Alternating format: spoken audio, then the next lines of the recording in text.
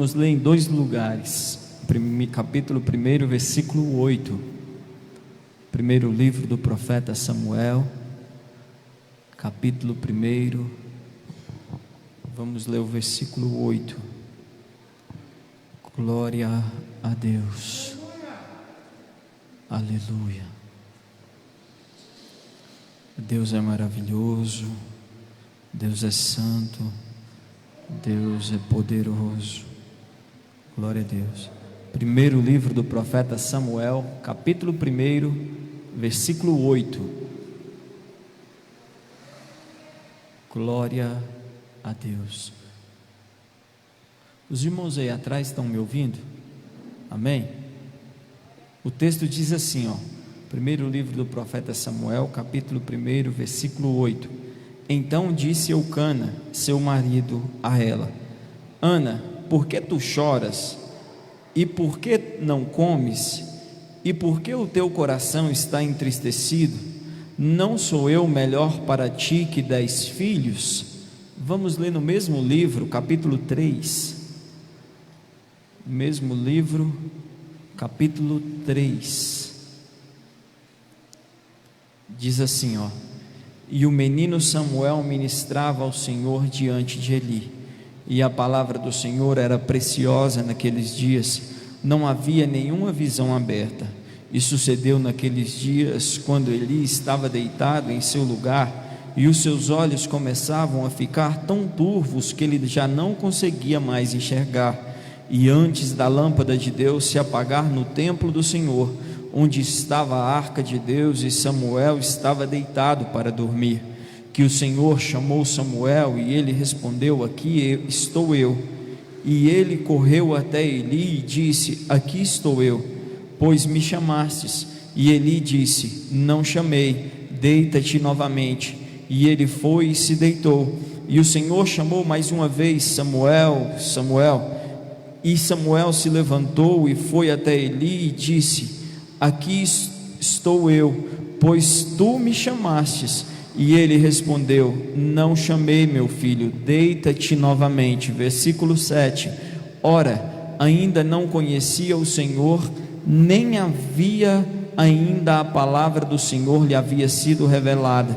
E o Senhor chamou Samuel novamente pela terceira vez, e ele se levantou e foi até Eli e disse: Aqui estou eu, pois tu me chamastes. E Eli percebeu que o Senhor havia o chamado a criança. Por isso disse Eli a Samuel: Vai, deita-te, e sucederá que, se ele te chamar, tu dirás: Fala, Senhor, pois teu servo ouve. Assim Samuel foi e deitou em seu lugar. Amém? Podem se assentar, exaltando o nome do nosso Deus. Meus irmãos, a história a qual lemos, ela vai narrar um período da história do povo de Deus. Ela vai nos mostrar um certo período da história em que o povo de Israel estava passando. A Bíblia diz assim, que o povo, eles tinham saído do Egito e tinham caminhado com destino a Canaã. A Bíblia diz assim, que o povo sai do Egito e caminha até Canaã. 2 dos que saíram do Egito chegam até Canaã. O povo chega em Canaã. A Bíblia diz assim, que o povo estava ali em Canaã, habitando. Josué liderava o povo. O povo começa a praticar coisas que não agradavam ao Senhor. O povo, por um período, eles começam a praticar coisas que os seus pais praticavam, e que eles aprenderam a fazer, mas aprenderam a fazer o errado. Então, a Bíblia diz assim, que o Senhor, ele vai começar a levantar juízes sobre o povo. O Senhor, ele começa a levantar juízes para que viesse a julgar o povo. Então a Bíblia diz assim, que por um período de cerca de 270 a 300 anos, vão se levantar juízes sobre a terra, sobre o povo de Israel. E esses juízes, eles começam a julgar o povo. Entre eles, os mais conhecidos: Débora, Jefité, Sansão e por último, Samuel. Só que a Bíblia vai dizer assim, que por um certo período, não tinha mais aquele povo que buscava o Senhor, não tinha mais aquele povo que ansiava pelo Senhor. A Bíblia diz assim que Eli era o sacerdote da época. A Bíblia diz assim que o sacerdote Eli, ele já estava ficando velho, e os seus filhos já não andavam mais nos caminhos do Senhor, os seus filhos já não andavam mais na direção de Deus. E a Bíblia diz assim que o sacerdote Eli, ao invés de corrigir os seus filhos, ele simplesmente deixava com que eles fizessem o que quisessem. Aí a Bíblia diz assim que existia um homem, existia duas mulheres, existia um homem chamado Eucana, e existia uma mulher chamada Ana, e uma mulher chamada Penina. Meus irmãos, a Bíblia diz assim que Eucana era marido dessas duas mulheres, naquele tempo podia. Então Eucana, ela gerava filhos, e Ana, ela não gerava filhos. Ana, ela não gerava filhos para Eucana, mas Penina gerava filhos para Eucana. A Bíblia diz assim que Penina, ela gerava um filho atrás do outro, era um filho atrás do outro para Eucana, e Ana não gerava. A Bíblia diz assim que Penina, ela vai começar a provocar Ana, ela vai começar a provocar Ana, dizendo para Ana: olha, eu gero filhos, você não gera. E o tempo passava, Penina dava mais um filho para seu marido Eucana, e ela dizia para Ana: olha Ana, eu tive mais um filho, e você até hoje nada. Às vezes Deus levanta Penina nas nossas vidas, para despertar a Ana que tem dentro de nós. Às vezes Deus levanta pessoas que por um certo momento nós pensamos, é afronta, mas não, é apenas um despertar do Senhor para as nossas vidas. Sabe por quê? Quando tudo parece estar bem demais nas nossas vidas, nós simplesmente acomodamos. Olha para você ver, nesses períodos de festa, nós nos acomodamos, nós ficamos acomodados, nós já não queremos mais congregar como congregávamos, nós começamos a nos acomodar. Então o Senhor levanta Peninas, para quê? Para despertar a Ana que há dentro de nós. Penina, ela dizia: olha, eu dou filhos, você não dá. Aquilo foi gerando algo dentro de Ana, aquilo foi gerando algo dentro do coração de Ana, e Ana olhava e dizia: olha, se Penina pode dar filhos, eu também posso. Se Penina gera, eu também posso gerar. Só que o tempo se passava, os anos se passavam, e Penina gerava e Ana não gerava. A Bíblia diz assim que Ana ia todos os anos no templo, orava ao Senhor, buscava do Senhor. Ana, ela ia constantemente, dobrava os seus joelhos e dizia: Senhor, eu quero, Senhor, me dá, Senhor, me entrega. Só que nada acontecia, nada acontecia, meus irmãos. O tempo foi passando, Ana buscando, Ana orando, Ana clamando, e nada acontecia. Um certo dia, no capítulo 8, no versículo 8, onde nós lemos, Eucana, ele vai começar a notar que Ana estava diferente. Ele vai começar a notar que Ana andava entristecida pelos cantos. Ana, ela andava chorando, ela andava triste. Ana já não comia mais. Eucana vai chegar na sua esposa e vai dizer: Ana, por que você está triste? Você não come mais, você não dorme, você anda chorando. Eucana vai olhar para ela e vai dizer assim: não sou eu para ti melhor do que 10 filhos? A Bíblia diz assim que Eucana, ele amava mais Ana do que Penina. Eucana, ele amava mais Ana do que Penina. Aí você pode pensar: mas espera aí, quem dava filhos era Penina. Quem era que dava alegria para casa era Penina, mas por que Eucana amava mais Ana? A Bíblia diz assim que Eucana sacrificava e separava a melhor parte para Ana. A Bíblia diz assim que todas as vezes que Eucana fazia algo, ele dava uma parte menor para Penina e uma parte maior para Ana. Ele vai dizer assim: não sou eu melhor para ti do que 10 filhos? Nesse dia, Ana resolve fazer algo diferente. Nesse dia, Ana vai dizer assim, ela vai pensar consigo: eu vou no templo. Mas aí você pode pensar, todos os dias ela ia no templo, todos os anos, a todo tempo ela ia no templo, a todo tempo ela orava, a todo tempo ela buscava, sim, a todo tempo ela estava ali clamando ao Senhor por um filho. Só que dessa vez foi diferente. Dessa vez ela não foi da mesma maneira que ela foi das outras vezes. Dessa vez ela não foi para o templo da mesma maneira que ela veio no culto de terça. Não. Dessa vez ela foi para o templo não da mesma maneira que ela entrou no culto de quinta. Não. Dessa vez ela entrou para o templo de uma maneira que ela nunca havia entrado. Decidido a quê? A orar a Deus de uma maneira diferente. Sabe por quê? Porque quem define o nosso milagre é Deus, mas quem o gera somos nós.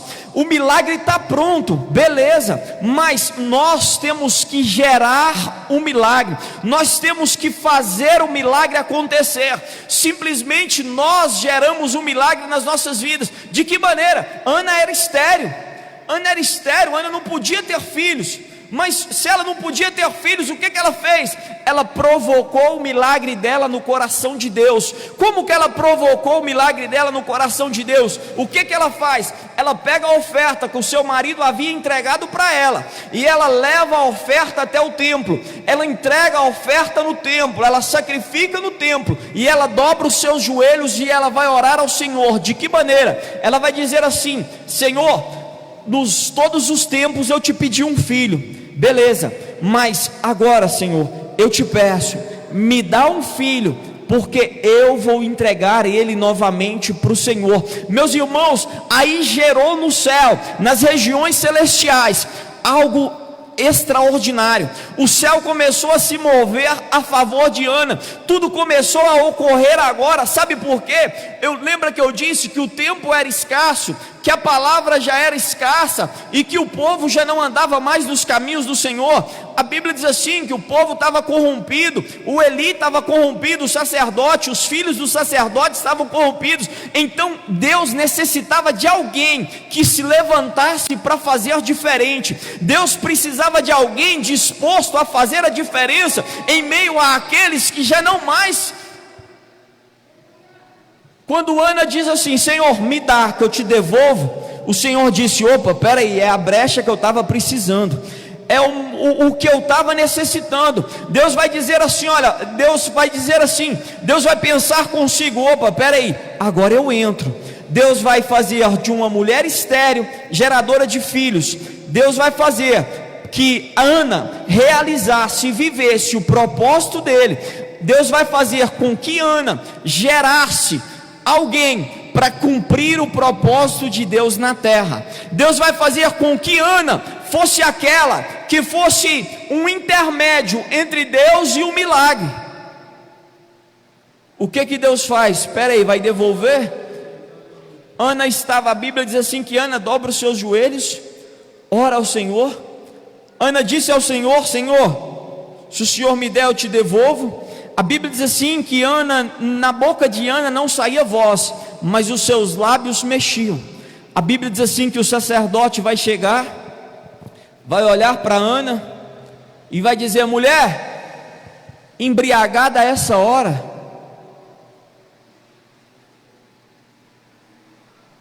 Eli vai chegar e vai dizer assim: ó mulher, você está embriagada a essa hora?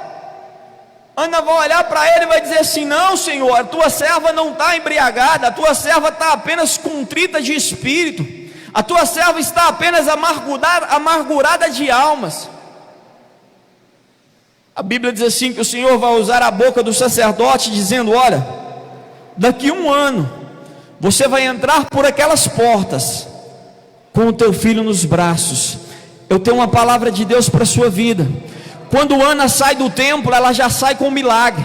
Quando Ana ela sai do templo, ela já sai consigo com o seu milagre dentro dela. Nessa noite, você que entrou de uma maneira, decidido a fazer diferente, decidido a orar a Deus de uma maneira diferente, eu profetizo que você vai sair com o seu milagre. Eu profetizo que agora, nesse momento, o seu milagre está sendo gerado. Não importa o que você necessita, não importa que aos olhos humanos seja grande, seja impossível. O que importa é que Deus dá filhos à mãe estéril. O que importa é que Deus faz na sua vida aquilo que muitos lá fora pensou que jamais você ia conseguir. O que importa é que Deus te levanta de uma maneira diferente, que aqueles que vão olhar para você, eles podem pensar: olha, parece que está embriagada. Eles vão olhar e vão dizer assim: olha, parece que está doida, começou a ir para a igreja agora. Serão esses mesmos que vão ver vocês entrarem com os seus milagres no braço. A Bíblia diz assim que Ana sai, Ana vai sair, Eli continua no templo. Um ano se passa, nem deu tempo de desmamar o menino direito. Porque uma mãe gera um filho com 9 meses, de 9 meses para 12 meses, nem deu tempo de desmamar. Ela pega a criança, cumpre o seu propósito, chega no templo, entrega a criança ao sacerdote e fala: aqui está a promessa que eu fiz. Entrega para o sacerdote. Aí você pode pensar assim: não, mas espera aí, Samuel ele saía de vez em quando para ir para a escola, brincar na praça. Samuel saía de vez em quando para jogar um futebol com os amigos. Não. Samuel, criancinha, é deixado no templo por sua mãe. A Bíblia diz assim que a sua mãe ia de ano em ano vê-lo. A criança agora vai crescer sendo criada dentro do templo. O Senhor vai fazer com que Samuel crescesse dentro do templo, para que ele não se contaminasse com o que havia lá fora, porque todo mundo lá já estava contaminado, inclusive as crianças. Sabe por quê? Porque se todo mundo lá não tivesse contaminado, não necessitaria de Deus gerar um filho em Ana. Deus usaria alguém que já estava lá fora. Deus fazia como fez com Davi. Deus disse: Samuel, vai lá e unge Davi. Mas não, Deus vai dizer assim: olha, Deus vai colocar ele no templo, ele vai criar no templo, crescer no templo, para que ele não se contaminasse com o que estava lá fora. Criancinha, capítulo 1, ele começa, capítulo 2, criancinha ainda, bem pequeno. Imagino eu, Samuel agora no templo, Samuel agora observando o sacerdote trabalhar no templo. A Bíblia vai dizer assim que Samuel, ainda criança, ele usava roupa de linho fino. Ele usava já roupa de sacerdote, embora ele ainda não era, mas ele usava uma roupa que uns sacerdotes usavam diariamente. A Bíblia diz assim que ele ministrava no templo. De que maneira? Servindo no templo. Ele ministrava no templo, trabalhando ali no templo. Ele dizia: Samuel, vai lá e faz. Samuel ia lá e fazia. Ele dizia: Samuel, corre ali. Samuel ia lá e corria. Ele ia sacrificar. Samuel estava ali olhando, aquela criança olhando Eli sacrificar. Chega um tempo, no capítulo 3, imagino eu, Samuel, dentro do templo, olhando, escolhendo o melhor lugar para ele deitar, o melhor lugar para ele descansar. Aonde ele vai deitar? Lá no Santo dos Santos, do lado da arca. Samuel, ele vai escolher o melhor lugar do templo para que ele viesse deitar para dormir, do lado da arca.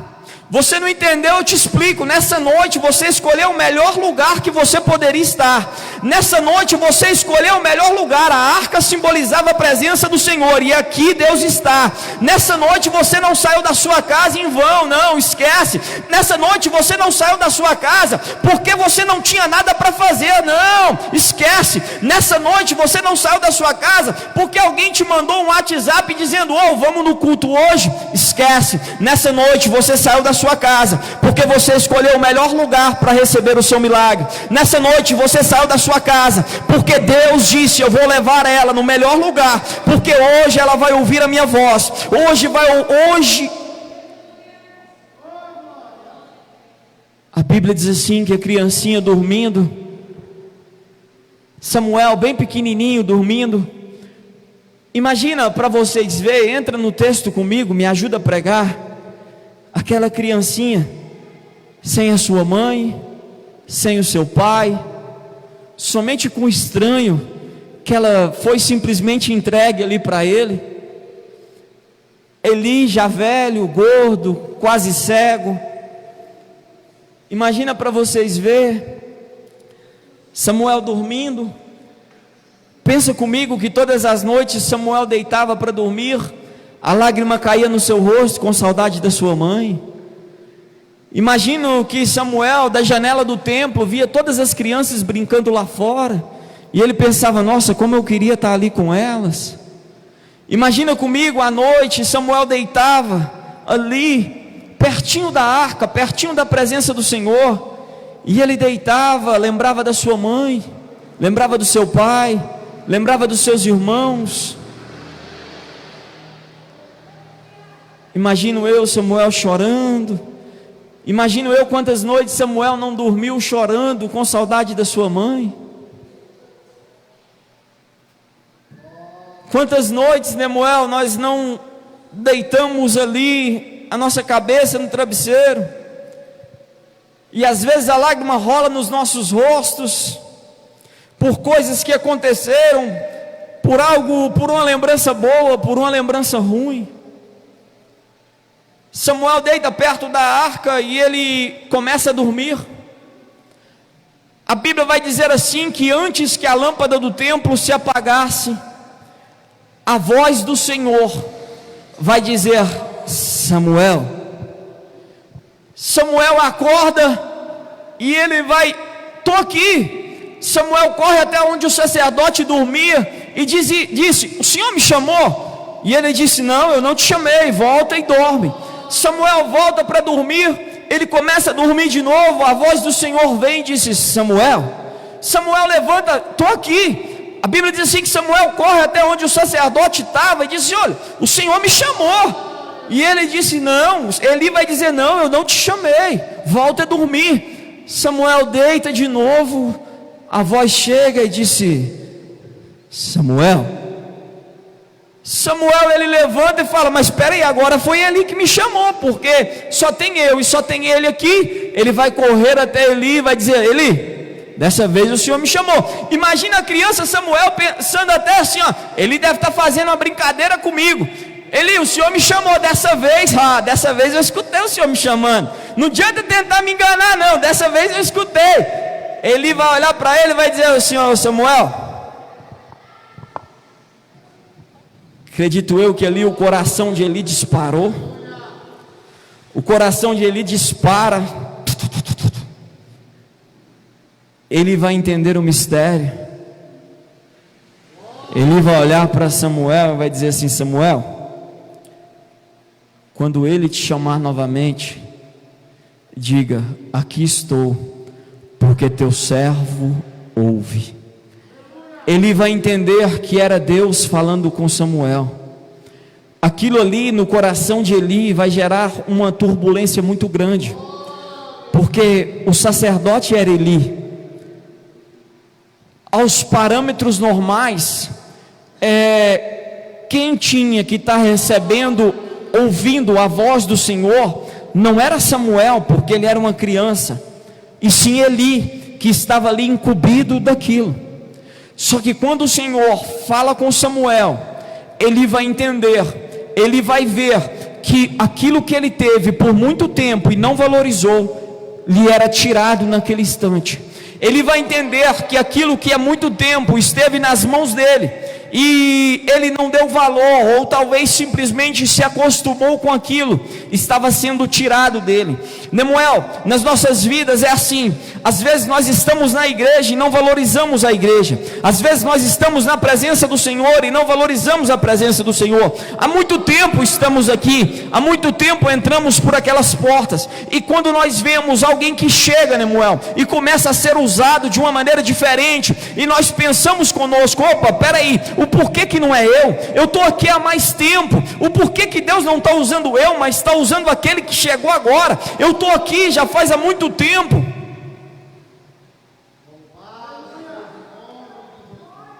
Aí é quando nós percebemos que há muito tempo nós entrávamos para dentro da igreja, mas há muito tempo nós não entrávamos para o culto. Porque entrar para a igreja,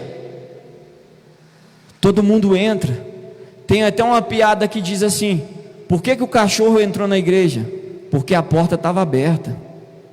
Mas entrar para o culto é diferente. E quando o Senhor chama Samuel, ele vai dizer assim: olha, antes que a lâmpada do templo se apagasse. O que era a lâmpada do templo? Quando foi constituído o tabernáculo, o Senhor acendeu a lâmpada. O Senhor acendeu a lâmpada no templo. E o Senhor disse: olha, essa lâmpada não pode se apagar, porque ela simboliza a minha presença. O Senhor vai chamar Samuel antes que a lâmpada do templo se apagasse. Nessa noite o Senhor traz essa mensagem para nos dizer: antes que a lâmpada do templo se apague dentro das nossas vidas. De que maneira? Antes que o ano se acabe, ou antes que a presença de Deus vá embora, é necessário nós entendermos e sabermos ouvir a voz do Senhor, sabemos entendermos quem é aquele que verdadeiramente nos chamou. Meu irmão, não devemos esperar com que o ano acabe para fazer, não. Nós não devemos esperar com que chegue 2021 para começar a dar certo, não. É antes que a lâmpada do templo se apague. Nós nunca sabemos quando a lâmpada irá se apagar. A presença de Deus estava lá naquele lugar. A lâmpada, imagina, a lâmpada do templo bem fraquinha, a lâmpada do templo quase se apagando, a menorá, o castiçal com sete boquinhas assim, e as lâmpadas acesas, e elas bem fraquinhas, e o Senhor olhando e dizendo: olha, peraí, vai apagar, deixa eu chamar alguém. Fácil dentro dos nossos corações. Mas de que maneira? De que forma? Eu venho para a igreja, beleza, eu disse, a gente vem para a igreja, mas a gente não vem para o culto. A gente entra por aquelas portas, a gente vem, vem. Hoje a igreja, ela simplesmente, nós fazemos da igreja hoje simplesmente não um lugar de cultuar, mas um lugar de colocar as fofocas em dia, um lugar de encontrar os amigos, um lugar de vestir a roupa que compramos, um lugar de simplesmente vir, porque não tem nada melhor para fazer. Hoje nós não cultuamos a Deus mais, nós não prestamos um culto racional ao Senhor. Nós vemos histórias de antigamente, o povo chegava na igreja, o que eles faziam? Dobravam os seus joelhos, oravam ao Senhor, dobravam os seus joelhos e clamavam pela presença, dobravam os seus joelhos e simplesmente diziam ao Senhor: Deus, eu vim para o culto, eu vim cultuar, que o seu nome seja louvado, que o seu nome seja engrandecido. Deus, manifesta do teu poder nesse culto. Mas não, hoje a nossa geração chega no culto e simplesmente vamos atualizar o nosso status primeiro, para depois nós pensarmos em orar. Quando oramos, Nemuel, e o problema é quando nós não reunimos nós e ficamos de blá blá blá blá blá blá blá blá blá até o culto começar. Não cultuamos, nós não cultuamos. Esses tempos para trás eu fui a uma igreja, e eu estava na igreja, e quando eu saí da igreja, eu peguei o meu celular, olhei no status de uma moça que era da igreja. O status da moça estava atualizado há 15 minutos antes. Traduzindo, dentro do culto, postando. O corpo estava dentro do culto, mas a mente estava onde? O corpo presente estava aqui, beleza, bem vestido, arrumadinho, o cabelo penteado.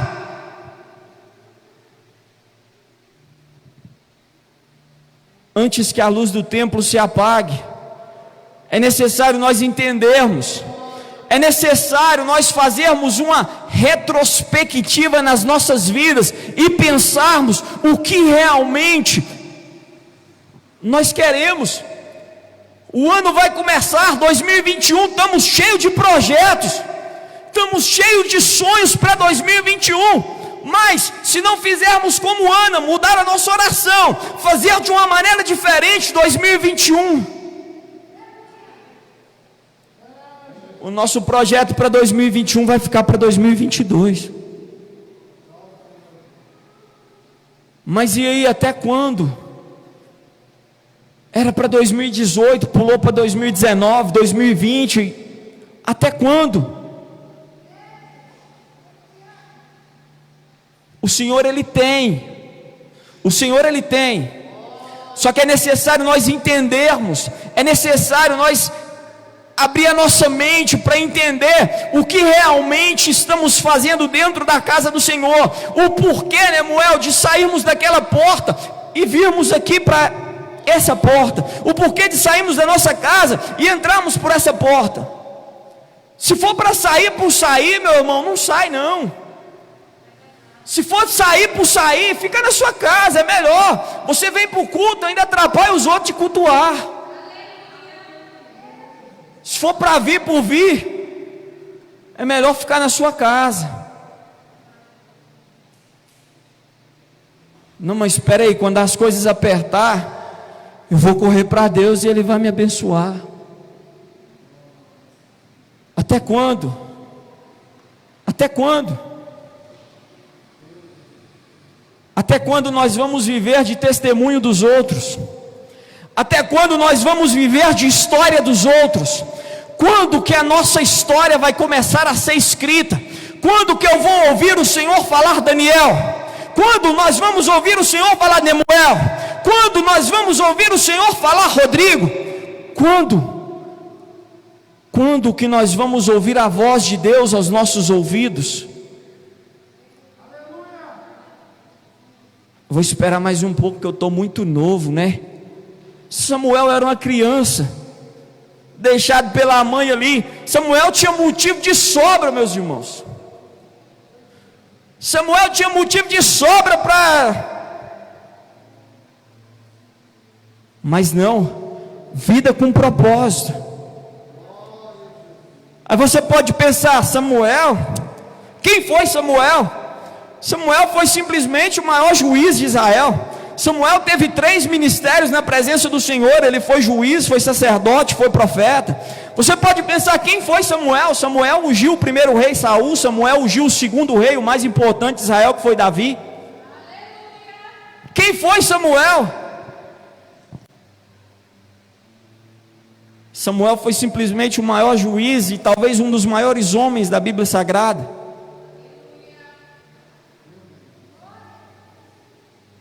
Samuel ouve a voz do Senhor, e quando o Senhor diz Samuel, ele vai se levantar e vai dizer assim: eis-me aqui, Senhor, fala que o teu servo ouve. Sabe o que é isso?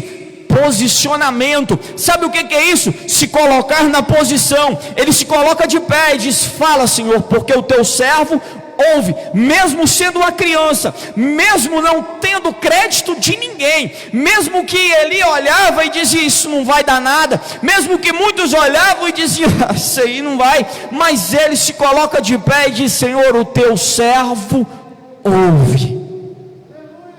Ele se posiciona diante do Senhor para viver uma vida de milagre, para viver uma vida de, meus irmãos, Samuel, ele se coloca na presença do Senhor. O Senhor nesse momento vai dar uma visão para Samuel, uma visão extraordinária para Samuel nesse momento. Samuel, por ser uma criança, ele vai tremer e vai ficar com medo de passar a visão a qual o Senhor havia dado. Ele chega de tremer, de medo, porque ele era uma criança, mas era uma criança com propósito. Era uma criança que tinha algo, ele queria algo e ele buscava algo. Aí você pensa: não, mas isso aí aconteceu nos tempos de Samuel.